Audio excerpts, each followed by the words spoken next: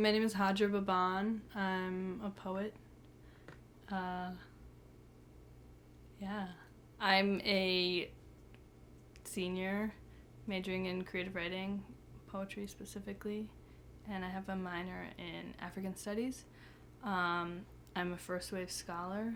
It's like a program for like arts and activism. So I'm in the 10th cohort of first wave, and we do some stuff on campus. Yeah, it's what I know of the mountains, you know. They're poems about like nation and belonging, and my family and God, if I could sum it up in a few words. There's this Kurdish phrase, it's called like the Kurds have no friends but the mountains. And actually it's not Kurdish, like there's no Kurdish translation or origin to the phrase. When you try like putting that specific phrase into Google Translate, like it doesn't compute to give you like the Kurdish translation. And so it was actually like written by like this British guy. I don't know if he was a historian or what, but Kurds started using it like very heavily, and so it shows up in like a lot of Kurdish culture, and it's basically become like a mantra of sorts. I interrogate the idea of mountains as like a source of isolation, but also a very real like image and motif for like Kurdish identity. The idea of being semi-nomadic, the idea of like knowing there is a physical landscape but no land to claim. A lot of the poems in that book, I think they were found from being able to research a history and not being able to put names to the history. That so much of my identity is that I know that my father is Kurdish, but I don't know what that means. So when I say it in the poem, and this is on October 13th, it's the only thing I know of the mountains is that when I get there, the sun disappears. So within the context of the poem, which is a larger like commentary about war and sort of like the unrest that I feel reading tweets and articles about Kurdish news, and not really finding myself within that. So within the context of the poem, saying the only thing I know of the mountains is that when I get there the sun disappears is to say more largely that the poem is more about the book is more about silence than it is about a tangible like understanding of what mountains are. Like I've never like in person seen mountains or, you know, been to Kurdistan. Yeah, I think if there was one word to sum it up, it's isolation. Whether it's the isolation that other people want us to feel through these like sayings and phrases, or whether it's the actual isolation in identifying yourself in something that isn't like declared. And I hear my mom still, and the sun hasn't set.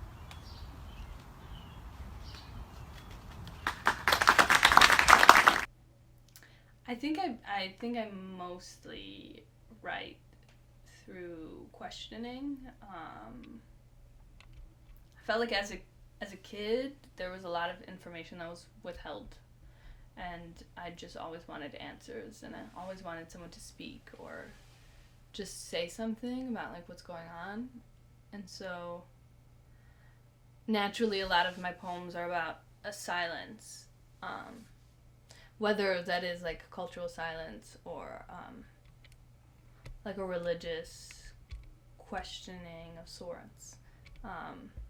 But I would say if it's like an idea of themes, I think like family and nationalism, like an idea of a nation.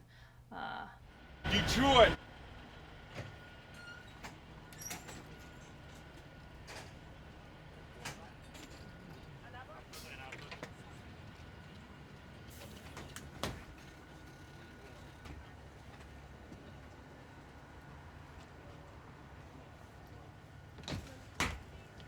I think home is where like the best, most present versions of my family is. I've definitely questioned that idea of home a lot. Just like knowing that there's one specific place that I can feel like I belong to is something I always question. There are some times that I go back to Michigan and it doesn't feel like home. And there are other times that I come back and I feel restored. I feel like a sense of relief, and I feel a lot of comfort. And I don't think that happens every time. And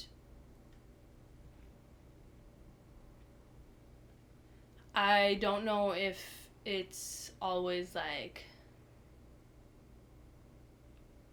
me expecting or putting my own versions of family onto other people, or if it's me not being in the best headspace. I would say, yeah, home is where the people you feel at home with are. I thought about everything in relation to comfort. And so when I went home and I didn't feel comfort, I realized like perhaps like a lot of things bring me discomfort, and that like it's okay if this home has like other feelings attached to it. It's not Wisconsin, it's not that bad, but it's okay for me to call it home and still like have issues or have like things I need to address. So we know which sibling. Which child gets mama.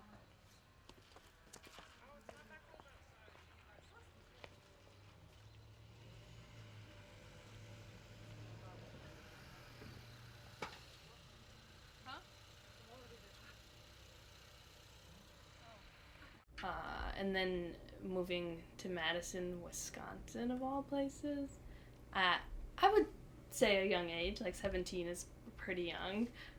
I know that most people go to college and they're like, this is just a thing that I do.